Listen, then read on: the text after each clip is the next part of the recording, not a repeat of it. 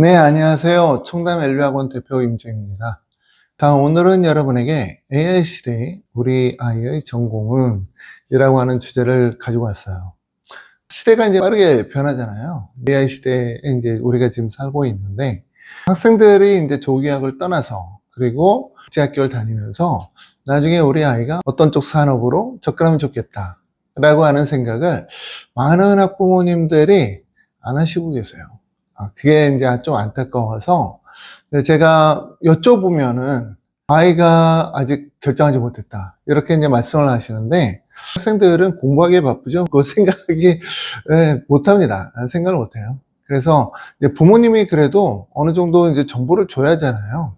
그 정보를 주고 학생이 이제 선택할 수 있도록 이렇게 해줘야 되는데 학교에서도 그런 일을 안 하고 있고 또 부모님들도 그런 일을 이제 못하고 계시니까 안타깝더라고요. 그래서 학생들에게 너희들의 미래는 어떤 산업에서 어떤 직업을 고르는 것이 좋고, 그리고 그런 직업으로 가기 위해서 너희가 어떤 전공을 해야 되니까 이런 전공들은 어떤 공부를 하는 거다.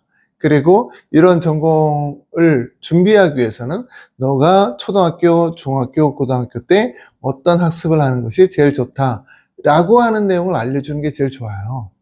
물론 이제 학생들이 변할 수 있어요. 저도 변했으니까. 그리고 많은 분들이 공감하겠지만 학부 때 전공으로 먹고 사는 사람들 많이 없잖아요.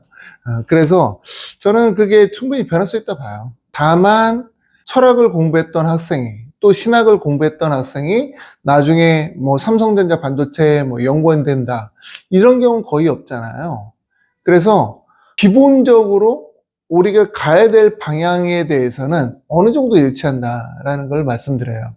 그러니까 미래 산업을 준비하는 우리 학생이 어떤 공부를 하는 것이 좋다라고 하는 것은 어느 정도 나와 있다라는 겁니다. 이것을 제가 안내해 드리고 싶고요.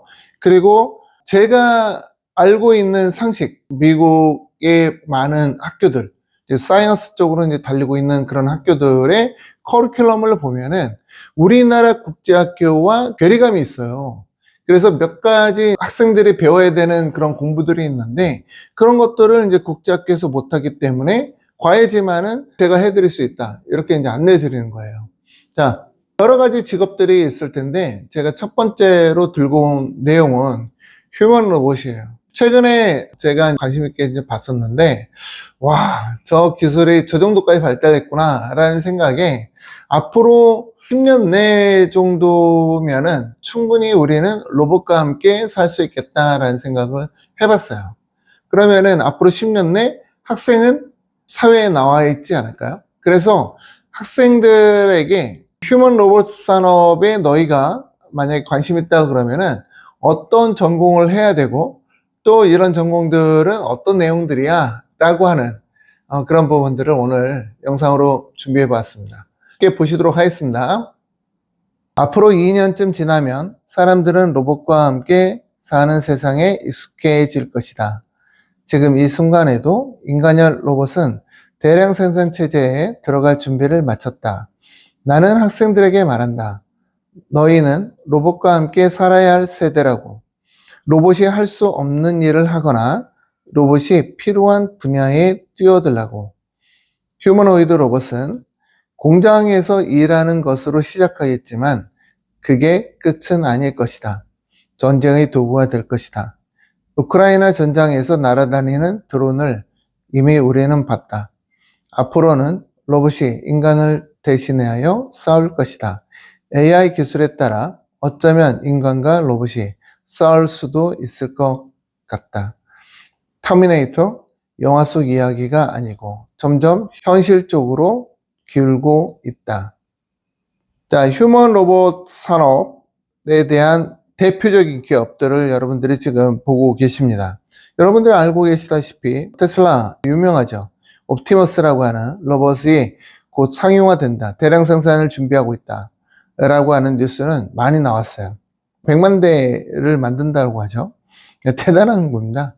그리고 이제 피규어 AI 같은 경우에는 BMW와 협업해서 이제 지금 자동차 생산 라인에 로봇이 투입되고 있고요. 그리고 이제 오픈AI나 엔비디아 또는 아마존 등으로부터 많은 투자를 받고 있는 게 피규어 AI입니다. 보스턴 다이나믹은 우리나라 그 현대차에서 인수했죠. 그리고 이제 현대차 공장에 아틀라스를 투입해요.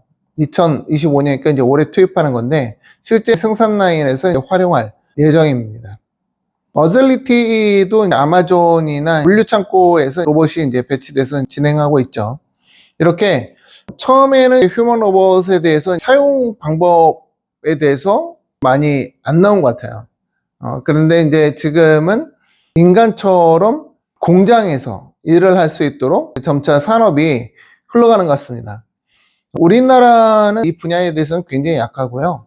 미국과 중국, 그리고 일본, 이렇게 이제 생각할 수 있는데, 저는 이제 미국 유학을 이제 생각하기 때문에 미국 기업체들을 생각해 두자라고 하는 내용입니다. 이런 기술을 안다라는 것은요, 이 산업체에 속해 있는, 뭐 예를 들어서 뭐 테슬라에 취업할 수도 있겠지만, 테슬라의 옵티머스를 사가는 기업들에 취업할 수도 있는 거예요. 그렇게 이제 확장되는 겁니다. 산업이 크게 확장될 가능성이 매우 높다라는 거고요. 자, 추천 전공을 봐드릴게요. 추천 전공은 우선은 이제 핵심 공학하고 기술 전공 쪽으로 분류를 해봤는데요. 이쪽에는 기계공학 쪽이 강세일 거고, 그리고 전기전자공학, 컴퓨터 사이언스 같은 경우는 뭐 기본이죠. 그리고 이제 로봇공학이라던가 메카트로닉스 이런 부분들도 인기가 있어요. 점차적으로 이제 생체공학 쪽도 맞아 떨어지는 게 테슬라가 이제 추구하는 방향을 봤을 때는 사람과 로봇의 결합 쪽으로 진행되지 않을까라고 하는 생각을 많이 해요.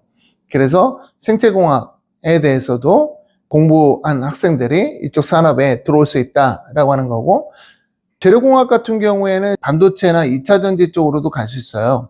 그래서 재료공학을 학부 때 전공하고 대학원 때도 이와 비슷한 내용을 이제 공부를 할 수 있겠죠.